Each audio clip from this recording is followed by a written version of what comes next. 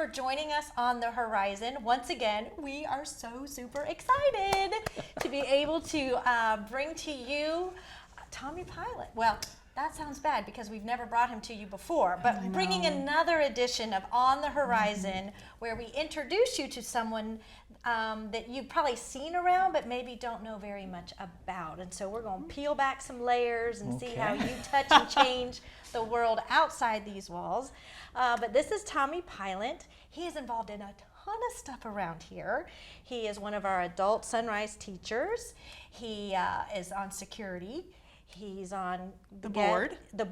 Can't forget that. The board of directors. Yeah. He does maintenance around here and the yard work. The Get team. Yeah. What are we forgetting? Oh, he does all the Horizon Ministries, and he's also one of our Santas for Christmas Dreams. Yes. Do you have time to do anything else? I know. Good thing you retired. It's a good thing. It's a good Is that thing. why you retired? Yes, I wanted to come to the church and just.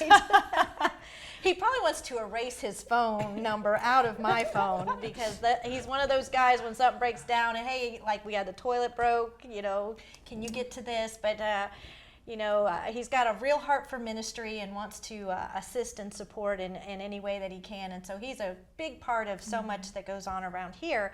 But outside these walls, as if you have time for anything else, I'm probably going to forget something here, but you are an instructor teacher at Circle Christian. I am, yes. You are also on the board, right? That's the board of ICJS, which stands for?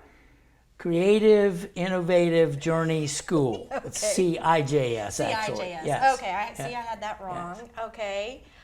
You also work in Winter Springs here. Yes.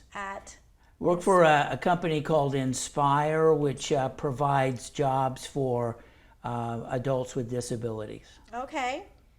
And then, of course, your husband and father and grandfather. Yep. That takes a lot of time, too. Amy is his wife, his beautiful wife. Yes. And Wendy and 48 Sarah. 48 years. 48 years. Congratulations. Yes. Wow. She's a strong woman. She is. So we just want to give you a chance here to let kind of everybody get to know you better, but then, tell us how outside these walls on the Horizon, you're kind of touching and changing the world through those other things that you do. Yeah, I retired, I think it was 10 years ago. That long ago? Yeah, it was 2012. Okay. And just before Hunter was born, our grandson, so that's not the reason I retired, but it was a great reason, a secondary reason. So I was retired probably in the traditional sense for about a year or so, doing things and having a great time, and I could still do that. I wasn't one of those that became bored with retirement, and so I got to go out and do something. But I found that I wasn't with people. And that became a very critical piece for me to be with people. As a teacher and administrator for 34 years of my life, it was a people type position. So these other things that you mentioned, are as a result of a prayer that I prayed probably 9 years ago or so to be around people, and so that's the thing that prompts all that activity. There are days when I probably should cut back on some of that stuff, but then all of those things are not everyday type things, and so they're fun and they keep me engaged, and they keep me engaged with people, and I always try to go to a different segment of people to kind of see, eventually as you build relationships, what their concept of God is and how they relate to a world, and try to make a difference. Don't always do a great job with that, but try to influence some thought. So I'm not that great. It just is opportunities, and often I have to ask myself, why shouldn't I do that? And so sometimes I have to say, well, no, I can't do that. But most of the time I say, well, there's no reason why. I can't think of a reason why I shouldn't do that. So that's kind of the gist of that. cool. Well, how did you get involved in the Inspiration Journey School? That's down in Kissimmee, and you're on the board, so you get to speak to some leadership there. Yeah, this is a two sisters who created a charter school down in Kissimmee with a little different approach to education, more of a group processing type of where kids work in groups and process kind of solutions and different things like that. So that was interesting. I think the main purpose or the main reason was, our pastor Jeff, who became Dragged you in. yes, who became a board member as well, and so I was able to go and give some school perspectives and parent perspectives and some of those kinds of things that the day-to-day operation, is not always in a handbook. So, we try to. So that's kind of been my purpose on there. Well, I'm sure Jeff needed you there. I guess. What's Well, he doing on Jeff provides great leadership. The leadership that he brings to our church, he also brings to that kind of school. But I'm a little bit more specific on certain things of budget and allocation of teachers and some of those things that we had to do in my career. So, Well, I see you at Circle, yes. and I've got to say, well, you didn't mention chapel. Sometimes you. Oh yeah. He leads chapel as well as he teaches math at Circle. Yes. And he is like a rock star there. Are you Very rock popular. star? Yeah, it's Yes. it's kind of embarrassing.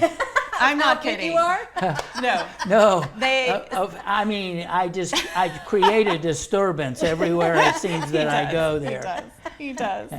Hi, Mr. Pylant. Hi, Mr. Pylant. Yeah, Yeah. Yeah. But it's fun to see the kids really enjoy him as, chapel speaker, but also in the classroom. Yeah. So it's neat to see those relationships. that's a great formed. opportunity. That's an opportunity to, because we talk to kindergarten students through sixth grade. So in a few minutes, you have to try to say something, and I'm sure I don't do that well all the time, but try to hit something that will build a seed in those kids' lives, and hit all of the age groups, which is kind of the real task at hand. And the interesting thing about chapel is that when I taught in the classroom, I was not creative. I am not a creative person. I mean, I'm doing this drama thing with Santa Claus that is just about as far out as I could be personality-wise. Not creative at all, but somehow or another, it's just kicked in this chapel thing that, God gives me the ability to come up with some object that I can show them that represents the principle that I'm trying to teach that day. Yeah. And they really do look forward, what do you got today kind of a thing. And so, and I'm just not creative. It just is not. Honestly, I'm so glad you mentioned that because I honestly thought Amy was feeding those things too. Well, I'm so sorry to say that. No, she does. There are some things when I get, I said, I got this idea. We're doing this verse of scripture. How can I? But it's fun that you guys can How work can I together, relate that? And so she, mulls it over for a few Exactly. minutes, and then we start That's cool. That's doing ideas. neat. So yeah, she's involved as That's well. neat. It's hard for her not to get involved in some of the stuff I do or the stuff she does as well. So Well, as you were mentioning earlier about how 9 years ago you started to pray, like, Lord, what kind of area? Where do you want me to Right.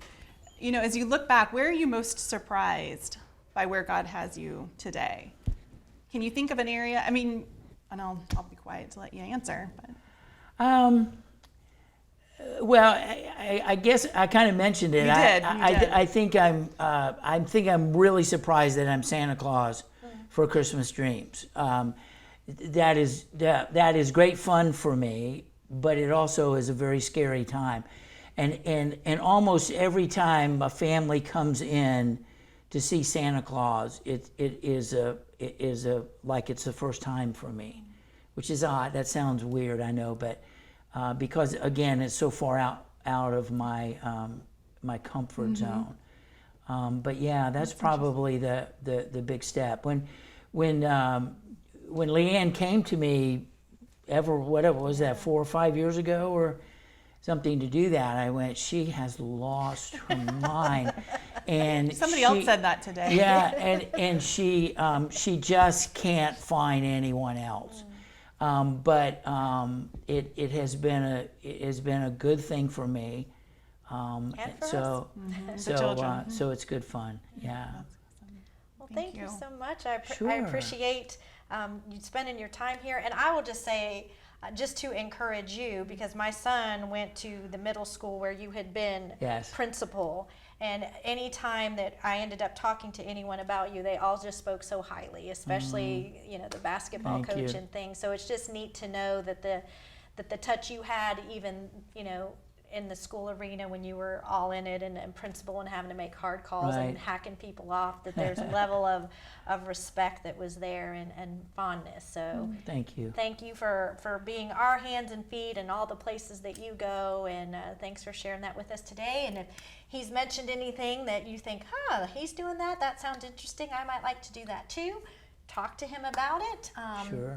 You could replace him on 1 or 2 of those jobs, maybe even around here. He wouldn't mind. We need lots of yard keepers. This is true. So, so that's it for this edition. Thanks so much for joining us, and we hope you enjoyed meeting Tommy on a deeper level. And until next time, we'll see you on the horizon.